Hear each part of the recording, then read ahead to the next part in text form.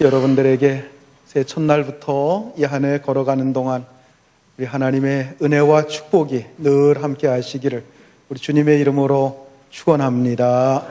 우리 옆에 분들하고 같이 축복합시다. 새해 복 많이 받으세요.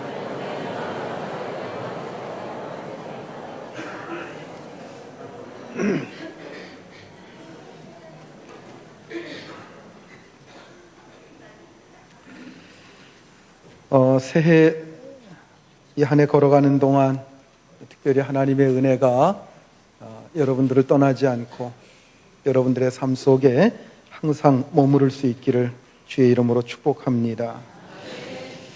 사도 바울이 다메섹 도상에서 예수 그리스도를 만나고 가장 크게 깨달은 것, 그것이 바로 이 은혜라고 하는 말입니다.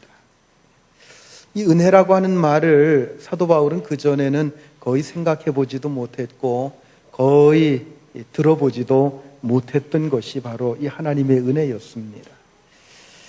자, 바울은 지금 로마에 있는 성도들에게 편지를 하면서 먼저 로마에 있는 성도들의 장점에 대해서 말해주고 있습니다.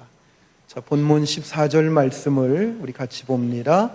내 형제들아, 너희가 스스로 선함이 가득하고 모든 지식이 차서 능히 서로 권하는 자임을 나도 확신하노라. 사실 바울은 로마에 아직 가본 적이 없습니다. 그러나 그곳에 있는 성도들에 대한 소문을 듣고서 지금 이렇게 표현을 하고 있습니다.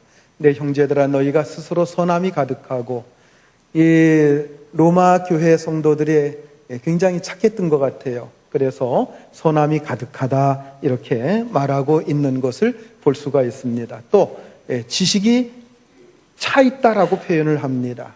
성경에 대한 지식을 말하는 것 같습니다. 성경에 대한 지식도 많이 가지고 있고 그 지식을 가지고 서로가 권한다고 하는 것을 내가 들었노라 라고 표현하고 있어요.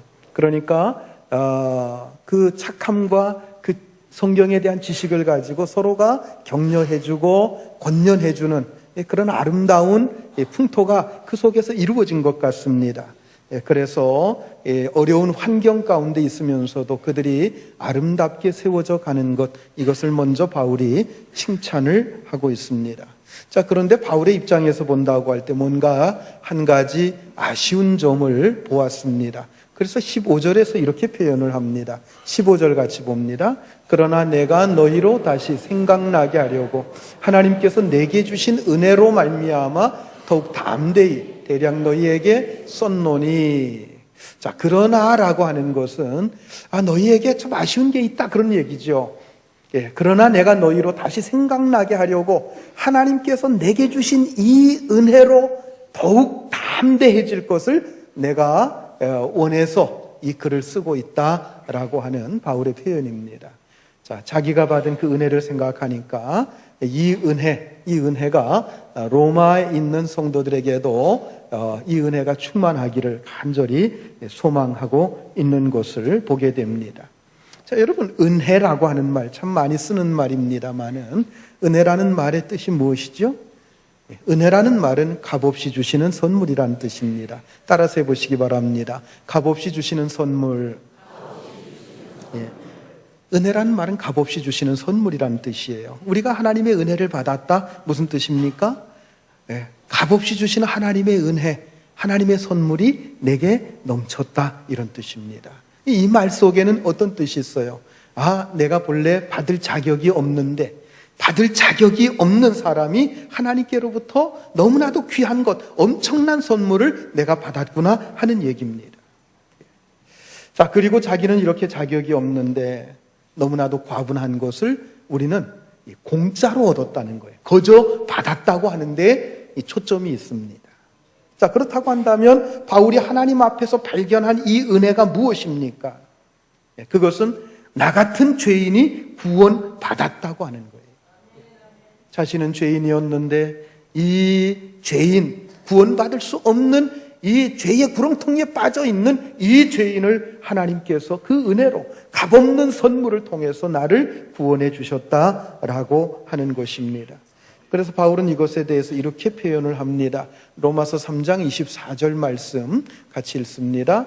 그리스도 예수 안에 있는 속량으로 말미암아 하나님의 은혜로 값없이 의롭다 하심을 얻은 자 되었느니라. 자, 여기 보니까 속량으로 말미암아 이렇게 표현하고 있어요. 예수 그리스도 안에 있는 속량으로. 이 속량이라고 하는 말은 언제 쓰냐면은 종이 된 자를 값을 치르고 풀어준다고 할 때 속량이라는 말을 써요. 그러니까 우리가 죄의 종에 매여서, 멸망의 종에 매여서 그렇게 살아가고 있는데 예수 그리스도의 속량으로 우리의 값을, 그 죄의 값을 치렀어요. 어디서 치렀어요? 십자가에서 치르신 거예요.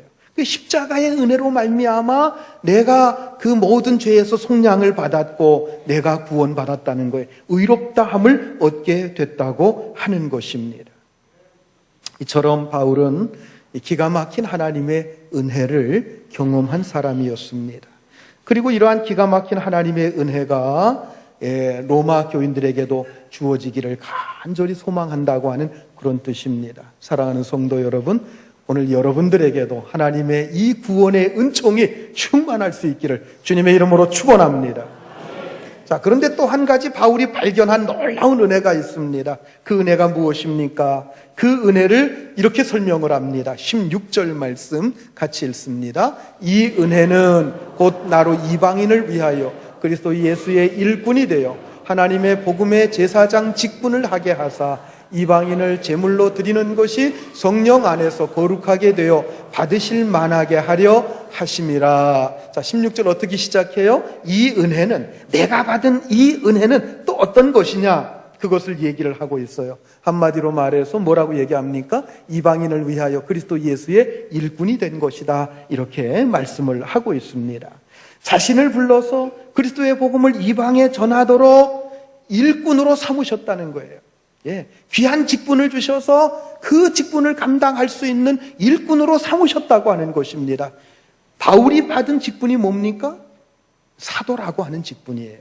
이 사도라고 하는 귀한 직분을 주셨다고 하는 것입니다. 이것을 자기가 이러한 직분을 맡았고 이러한 일을 맡아서 하나님의 일꾼으로, 그리스도의 일꾼으로 쓰임받는다고 하는 것을 자신에게 주신 은혜라고 말하고 있는 것입니다. 바울은 하나님 안에서 구원의 은혜를 체험하고 보니까 그 구원의 은혜가 너무나도 귀하고 너무나도 놀라웠습니다. 감격스러웠습니다. 그래서 어떻게든 이 놀라운 구원의 은혜를 다른 사람들에게도 말하고 싶고 다른 사람들과도 나누고 싶었던 것입니다. 왜 이런 마음이 바울의 마음속에 생겼을까요? 하나님께서 성령을 통해서 그런 마음을 바울의 마음속에 가득히 부어주셨기 때문입니다.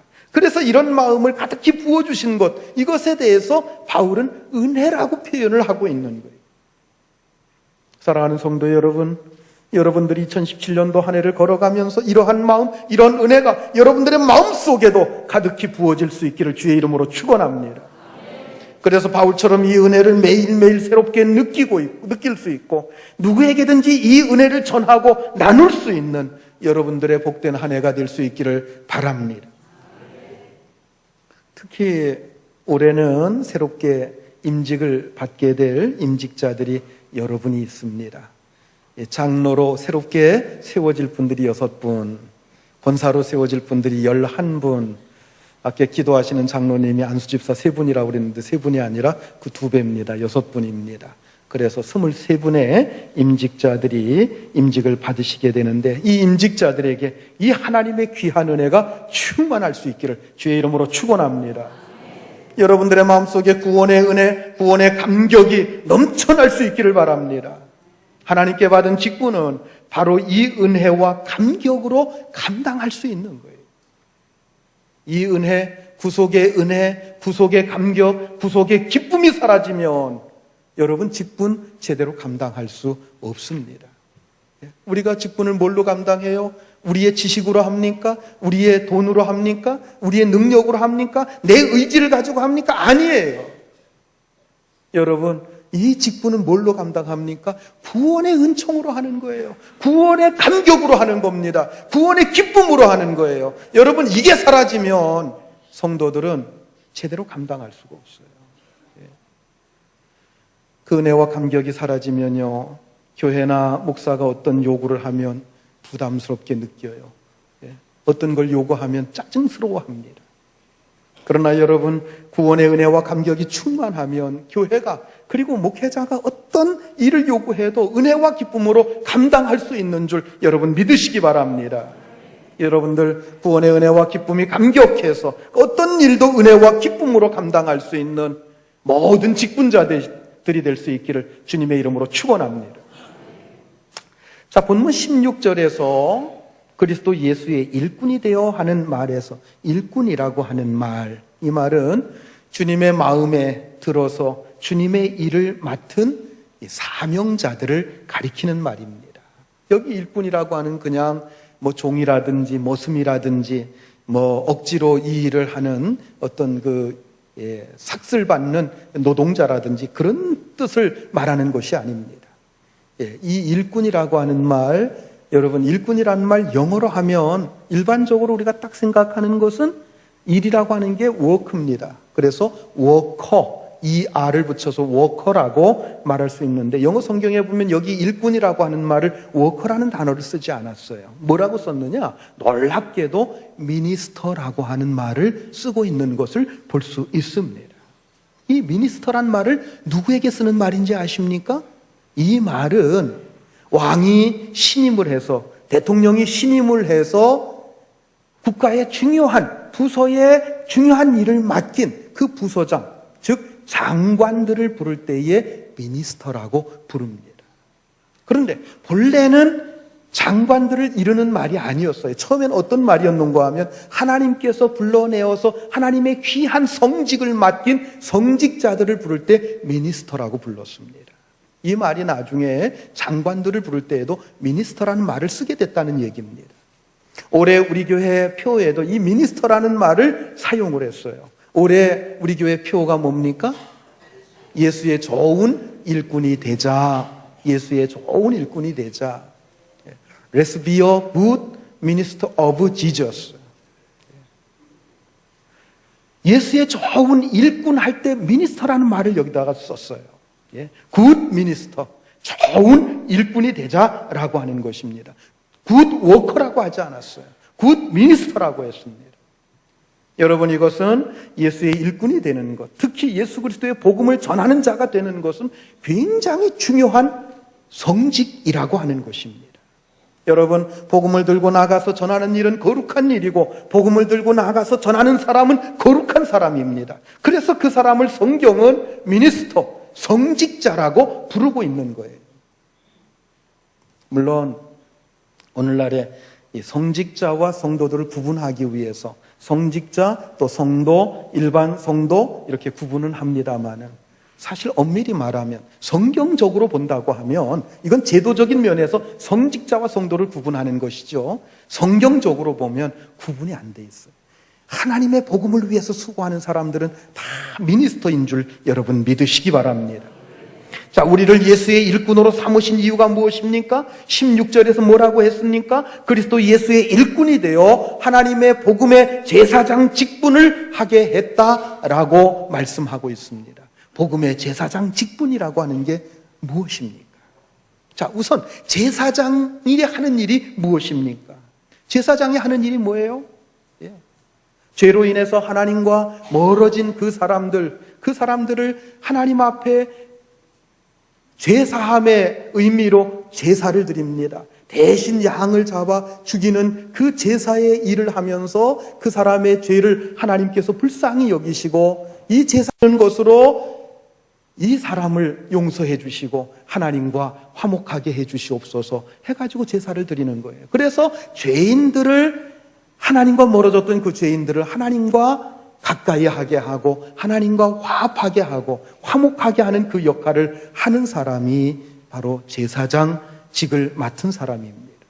자, 그렇다고 한다면 오늘날 제사장의 일을 하는 사람은 누굽니까? 전도자입니다. 예.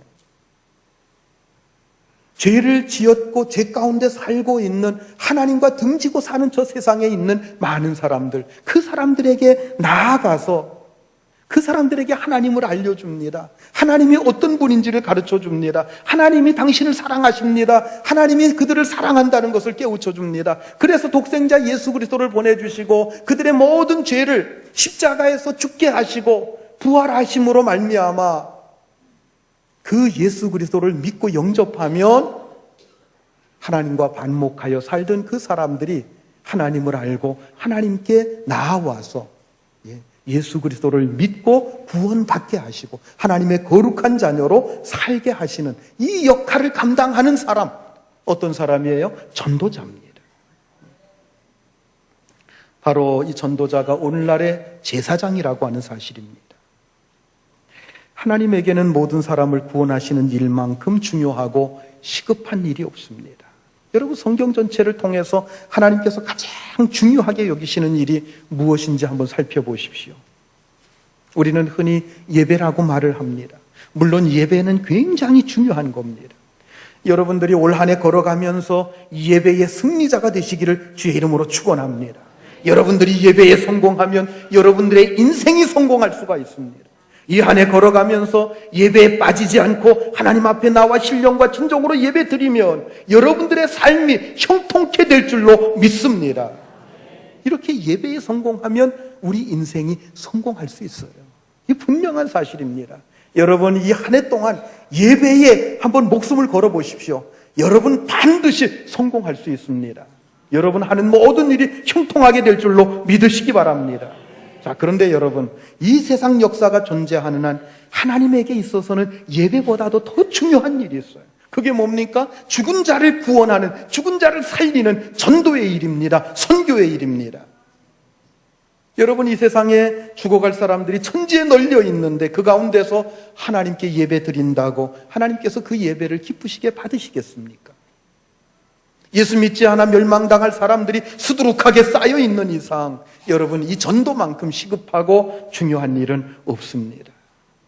이것이 너무나도 시급하고 중요한 일이기 때문에 여러분, 성부, 성자, 성령 삼위 하나님께서 합력하여 오늘도 이 일을 열심을 다해서 이루고 계신다고 하는 사실 여러분 기억하시길 바랍니다. 자, 오늘 말씀의 핵심은 16절이에요. 여러분, 16절 말씀 다시 한번 읽어보겠습니다. 한번 면밀히 살펴보십시오. 성부, 성자, 성령이 어떻게 일하시는가 하는 걸 보십시오. 같이 읽겠습니다. 이 은혜는 곧 나로 이방인을 위하여 그리스도 예수의 일꾼이 되어 하나님의 복음의 제사장 직분을 하게 하사 이방인을 제물로 드리는 것이 성령 안에서 거룩하게 되어 받으실 만하게 하려 하심이라. 이 짧은 한 구절 안에 성부, 성자, 성령 삼위 하나님에 대한 것이 다 나와 있지 않아요? 우리가 누구의 일꾼이 된다고 그랬어요? 그리스도 예수의 일꾼이 된다고 그랬어요. 성자 하나님이신 예수님의 일꾼이 된다고 하는 겁니다. 복음은 누구의 복음이라고 그랬어요? 하나님의 복음이라고 그랬어요. 우리가 일꾼이 되어서 전도자가 되어서 이방인들에게 나아가서 그들에게 복음을 전하고 그 사람들을 하나님 앞에 제물로 드리게 되면 그 제물을 누가 거룩하게 하신다고 그랬어요? 성령 하나님께서 거룩하게 하셔서 정말 하나님이 받으실 만한 그러한 예배자로 세우신다는 겁니다. 전도에 대한 이야기가 나오는 이 말씀 속에 성부 하나님, 성자 하나님, 성령 하나님이 다 나와 있어요. 이 성부, 성자, 성령 삼위 하나님께서 합력하여 이 전도의 일을 하신다고 하는 이 사실을 우리가 잊어서는 안 될 것입니다. 그러므로 이 전도의 사역이 성삼위 하나님께 얼마나 중요한 일인가를 우리는 바로 알고 있어야 됩니다. 이 전도의 사역을 맡은 자에 대해 본문이 어떤 직분이라고 표현합니까? 하나님의 복음의 제사장 직분이라고 말씀하고 있어요. 오늘 말씀의 제목이 뭐예요? 복음의 제사장 직분입니다. 자, 구약시대에는 이 제사장 직분이 굉장히 중요한 귀한 직분이었습니다. 여러분, 제사장은 아무나 하는 게 아닙니다. 제사장을 아무나 하는 게 아니에요. 자, 출애굽기 28장 1절과 2절 말씀 우리 같이 한번 봅니다. 너는 이스라엘 자손 중 내 형 아론과 그의 아들들 곧 아론과 아론의 아들들 나답과 아비후와 엘르아살과 이다마를 그와 함께 내게로 나아오게 하여 나를 섬기는 제사장 직분을 행하게 하되 내 형 아론을 위하여 영화롭고 아름답게 할지니. 아멘. 이 말씀이 누가 누구에게 주시는 거예요? 하나님께서 모세에게 하시는 말씀이에요. 모세에게 하시는 말씀. 내 형 아론과 아론의 네 아들 있지 않느냐? 그들을 내 앞에 서게 해서 그들에게 제사장 직분을 맡겨라. 내가 그 제사장 직분을 어떻게 하겠다고요? 어떻게 하겠다고요? 영화롭게 하고 아름답게 할지니 이렇게 말씀하고 있어요. 제사장 직분은 영화로운 직분이요 하나님 앞에 아름다운 직분이라고 하는 것입니다. 여러분, 제사장 일은 아무나 할 수가 없습니다. 하나님께서 불러야 할 수가 있습니다. 하나님께서 인정하시는 사람밖에는 할 수가 없습니다. 구약시대 유다 왕국의 우시아라고 하는 왕은 대단히 걸출한 왕이었습니다. 그런데 그가 정치를 잘해서 나라가 굉장히 부강해지니까 그만 마음에 교만함이 생긴 거예요. 그래서 제사장들이 뜯어 말리는데도 불구하고 내가 왕인데 하면서 제단에 나아가서 제단 앞에 분향을 하려고 하다가 제사장만이 할 수 있는 그 분향을 자기가 하려고 하다가 분향하는 그 순간에 하나님께서 그 이마에 문둥병이 갑자기 생겨나게 하셨어요. 그래서 온 몸에 문둥병이 걸려가지고 더 이상 왕직을 수행할 수가 없어서 왕위를 아들에게 물려주고 자기는 혼자서 격리되어 가지고 그렇게 비참하게 살다가 결국은 죽임을 당했습니다. 구약시대에는 그런 사람을 하나님께서 가만히 두질 않으셨어요. 왕이든지 부자든지 아주 많이 배운 사람이든지 간에 자기 멋대로 제사장 자리를 넘보는 자를 하나님이 가만히 두질 않으셨어요. 그런데 여러분, 이렇게 아무나 할 수 없는 이 귀한 직분을 오늘 우리에게 맡기셨다고 하는 이 놀라운 사실입니다. 베드로전서 2장 9절 말씀 우리 같이 한번 읽겠습니다. 그러나 너희는 택하신 족속이요 왕같은 제사장들이요 거룩한 나라요 그의 소유가 된 백성이니 이는 너희를 어두운 데서 불러내어 그의 기이한 빛에 들어가게 하시니에 아름다운 덕을 선포하게 하려 하심이라. 너희를 택하신 족속이요 왕같은 제사장들이요 거룩한 나라요 그의 소유가 된 백성, 이 하나하나가 굉장히 중요한 의미를 가지고 있는 말씀입니다마는 다른 것들은 다 생략하고 지금 왕같은 제사장이라고 하는 이 말씀, 오늘 본문과 관련이 있기 때문에 이 말씀을 우리가 생각해 보십시다. 왕같은 제사장으로 우리를 불러주셨다고 하는 뜻인데, 여러분, 왕같은 제사장 무슨 뜻입니까? 왕처럼 존귀한 제사장이라고 하는 뜻입니다. 우리를 왕처럼 존귀한 제사장으로 세우셨다는 거예요. 그런데 이렇게 왕같은 제사장직을 맡기신 목적이 뭐라고 그랬습니까? 우리를 어두운 데서 불러내어 그 귀한 빛에 들어가게 하신 그분의 덕을 선포하게 하려 하십니다. 이렇게 말씀하고 있는 것입니다. 그의 귀한 빛이 무엇입니까? 그의 귀한 빛, 어두운 데서 불러내어 그의 귀한 빛, 하나님의 신령한 세계를 가리키는 겁니다. 구원받고 성령 하나님께서 내 속에 들어오실 때 우리의 마음속에는 신령한 세계가 이루어집니다. 놀라운 기쁨과 감격이 우리 마음속에 생겨나게 됩니다. 여러분, 이 감격, 이 기쁨, 구속의 은혜가 이것이 바로 귀한 빛인 줄 믿으시기 바랍니다. 또 구원받고 우리가 교회에 소속이 되어서 이렇게 하나님 앞에 예배를 드리는 이 예배 공동체 속에서 하나님께서 임재하셔서 말씀을 통해서 주시는 놀라운 은혜, 성령을 통해서 주시는 놀라운 은혜, 여러분, 이 은혜가 그의 귀한 빛인 줄 믿으시기 바랍니다. 또한 구원받아 하나님의 은혜의 보좌 앞에 우리가 날마다 기도로서 나아가 하나님과 영적인 교제를 누리는 이 신령한 은혜, 기도의 특권을 가리켜서 그의 귀한 빛으로 말씀하고 있는 줄 믿으시기 바랍니다.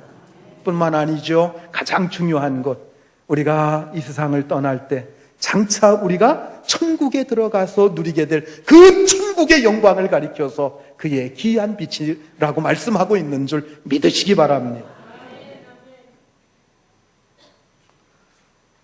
그 귀한 빛에 들어가게 하신 이의 아름다운 덕,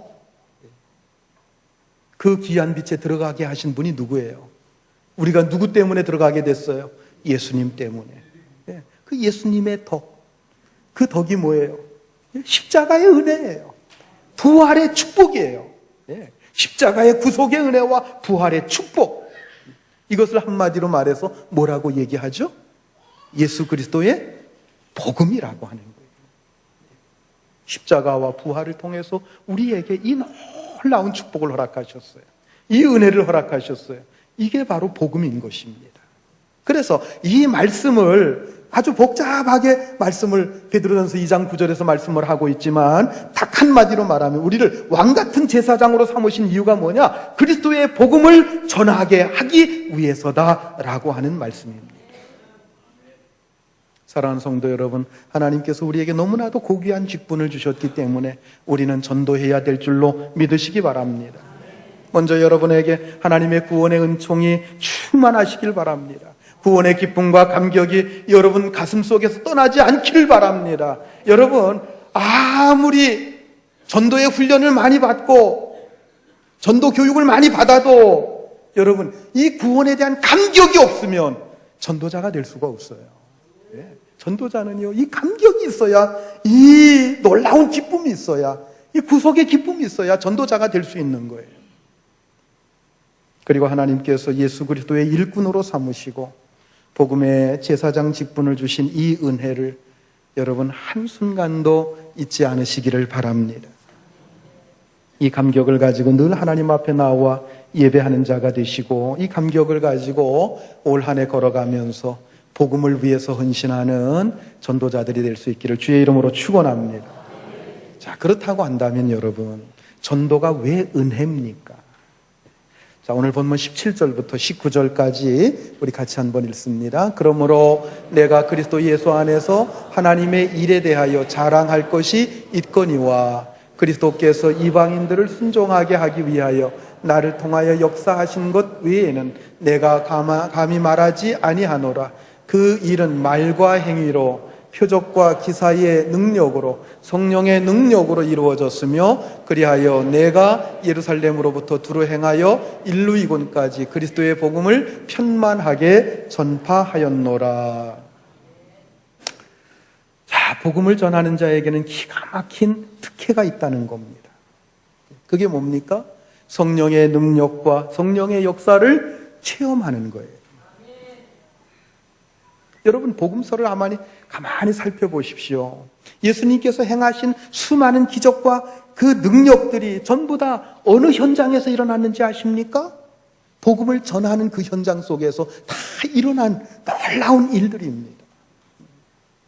왜 예수님께서 병자를 고치세요? 왜 귀신을 쫓아내십니까? 그 이유는 그들로 하여금 하나님의 능력을 깨닫고 하나님 앞으로 돌아와서 구원받게 하시는 바로 이 일 때문에 그렇게 병자를 고치시고 귀신을 쫓아내시고 많은 기적들을 행하신 것인 줄 여러분 믿으시길 바랍니다. 그래서 복음을 전할 때 안진뱅이가 일어납니다. 눈먼 자가 눈을 뜹니다. 귀신 들린 자가 고침을 받습니다. 그리고 사도행전을 보십시오. 성령의 놀라운 능력들이 언제 일어납니까? 사도들이나 성도들이 복음을 전하는 그 현장 속에서 가장 많이 일어났다고 하는 사실을 우리는 알아야 됩니다. 마가복음 15장, 16장 15절로 18절까지 우리 같이 한번 읽습니다. 또 이르시되 너희는 온 천하에 다니며 만민에게 복음을 전파하라. 믿고 세례를 받는 사람은 구원을 얻을 것이요 믿지 않는 사람은 정죄를 받으리라. 믿는 자들에게는 이런 표적이 따르리니 곧 그들이 내 이름으로 귀신을 쫓아내며 새 방언을 말하며 뱀을 집어 올리며 무슨 독을 마실지라도 해를 받지 아니하며 병든 사람에게 손을 얹은즉 나으리라 하시니라. 아멘. 예수님께서 마지막 승천하시기 직전에 제자들에게 하시는 말씀이에요. 너희는 온 천하에 다니면서 만민에게 복음을 전파하라. 믿고 세례받는 자는 구원을 얻을 것이요 믿지 않는 자는 저주를 받을 것이다. 그러시면서 하는 말씀이, 그렇게 복음을 전파할 때 어떤 역사가 일어난다고 그랬어요? 어떤 역사가? 귀신이 쫓겨나가고 병든 자가 고침받고 너희가 뱀을 집으며 무슨 독을 당한다고 할지라도 해를 받지 않는다. 이런 놀라운 기적이 일어날 것이다 말씀하고 있는 겁니다. 여러분, 그래서 복음을 전하는 자에게는 자랑할 게 많아요. 왜요? 복음을 전하는 현장에서는 참으로 놀라운 일들이 많이 일어나기 때문입니다. 포악하고 잔인하기가 이를 데 없는 사람이 복음을 전파하니까 눈물을 흘리면서 회개합니다. 여러분, 얼마나 놀라운 일입니까? 부모도 고치지 못하는 자식, 선생님도 어떻게 하지 못하는 그러한 아이, 모두 다 포기해버린 그 사람이 예수의 복음을 듣고서 변화되어 완전히 새 사람으로 바뀌는 거예요. 얼마 전에 우리 박효진 장로님 오셔서 그 교도소에서 전도한 그 간증들을 쭉 하셨습니다만 참 놀라운 일들이 많잖아요. 살인 강도짓 하면서 중형을 받고 선고받고 수감이 되어서 죽을 날 기다리고 있는 저 청송 감호소 같은 곳에서 놀라운 복음의 역사가 뜨겁게 일어난다는 겁니다. 그들은 누구의 말도 듣지 않는 사람들이에요. 교도관들이 포기한 사람들입니다. 그런데 그런 자들이 하나님의 말씀 앞에, 복음 앞에 굴복이 되어서 전도자로 변신하고 사형장에 끌려가서도 하나님께 찬송을 부르면서 이 세상을 떠나가는 그 간증을 들을 때 어찌 그런 일이 일어날 수 있을까? 우리가 예수 믿으면서도 감격스럽지 않습니까? 여러분, 이것이 복음의 능력이요, 복음을 통해서 나타나는 성령의 역사인 줄 믿으시기 바랍니다. 그래서 복음을 전하는 사람은 자랑할 게 아주 많아요. 한번 주변에 전도를 많이 하신 분들께 한번 물어보십시오. 그러면 그들에게서 놀라운 많은 이야기들이 쏟아져 나오는 것을 듣게 될 것입니다. 특히 그분들에게는 믿고 전하기만 하면 성령께서 놀랍게 역사해서 생각지도 않은 이 결신이 이루어지는 이러한 놀라운 현장들을 많이 경험했기 때문에 그 이야기거리가 너무나도 많습니다. 전도하지 않는 사람들에게는 하나님을 자랑하려고 해도 별로 자랑할 말이 별로 없어요. 그러나 전도하는 사람들에게는 하나님에 대해서 자랑할 말이 너무나도 많은 거예요. 아마 제가 여러분들에게 여기 앞에 나와서 당신이 경험한 하나님에 대해서 한 시간만 얘기해 보십시오. 그렇게 여러분들에게 시킨다고 한번 생각해 보십시오. 한 시간 충분히 이야기할 수 있는 분들 그렇게 많지 않아요. 정말 그렇습니다. 한 10분, 20분 이야기하면 더 이상 할 말이 없어요. 그런데 여러분 전도해 보십시오. 전도 현장에서 경험한 것들, 그러한 것들을 나와서 얘기하게 되면은요, 그 간증이 수없이 쏟아져 나오게 되는 겁니다. 이렇게 여러분들이 이러한 놀라운 경험들을 몇 차례 하고 나면 여러분 신앙생활의 질이 달라져요. 사랑하는 성도 여러분, 왜 전도가 은혜입니까? 예수 그리스도의 일꾼으로 부르심을 받았기 때문에 이것이 은혜인 줄 믿으시기 바랍니다. 여러분, 왜 전도가 은혜입니까? 왕같이 존귀한 제사장이 되는 일이기 때문에 이 전도의 일이 은혜인 줄 믿으시기 바랍니다. 그리고 왜 전도가 은혜입니까? 하나님의 능력, 성령의 능력, 복음의 능력을 가장 실감나게 체험할 수 있는 그 현장이 바로 전도 현장이기 때문에 이 전도가 은혜인 줄 믿으시기 바랍니다. 새해 첫날 기분 좋게 교회에 와서 예배 드리려고 주보를 딱 받아봤는데 주보 사이에 전도 대상자 카드가 딱 들어있는 걸 보고 그 순간에 그 마음이 완전히 사라지면서 인상이 찌푸려지고, 그렇게 되신 분들 없지 않습니까? 그러나 여러분, 이 일은 우리가 하늘나라 가기까지, 그리고 우리가 교회로 존재하는 한 우리가 해야 될 가장 소중한 일인 줄 여러분 믿으시기 바랍니다. 그리고 이 일은 우리에게 가장 영광스러운 일이고, 그리고 하나님을 가장 기쁘시게 하는 일입니다. 그래서 본문 17절에서 바울은 이 복음 전하는 이 일에 대해서 내가 자랑한다 라고 말씀하고 있는 것입니다. 사실 바울은 어떤 사람입니까? 자기는 자랑할 게 아무것도 없다고 그렇게 말했던 사람이에요. 과거에 있는 건 자랑할 것이 못 되고, 이제 예수 믿고 나서 사도가 되어서 자랑할 거라고 생각해 보니까 그저 도망 다닌 것, 핍박을 피해서 도망 다닌 것밖에는 자랑할 게 없다고 고백했던 사도 바울입니다. 그런데 지금 바울이 뭐라고 얘기합니까? 내가 복음 전하는 이 일을 자랑한다라고 말하고 있는 겁니다. 여러분, 이 전도의 일은 그렇게 중요한 거예요. 그리고 우리가 하나님 앞에 서게 될 때 우리가 자랑할 수 있는 유일한 일이 뭔지 아십니까? 그것이 바로 내가 전도해서 구원받은 그 영혼 가지고 자랑할 수 있는 거예요. 예. 여러분, 이 순간에 예수님 다시 오시면 여러분 뭘 가지고 자랑하시겠어요? 예. 몇 명이나 하나님 앞에 올려드려서 그것 가지고 자랑하시겠습니까? 이 안에 걸어가면서 우리 하나님께서 가장 기뻐하시는 이 전도의 일, 최선을 다해서 감당하는 하나님이 주신 고귀한, 존귀한 이 제사장 직분을 잘 감당하는 저와 여러분들이 될 수 있기를 주님의 이름으로 축복합니다. 기도하시겠습니다.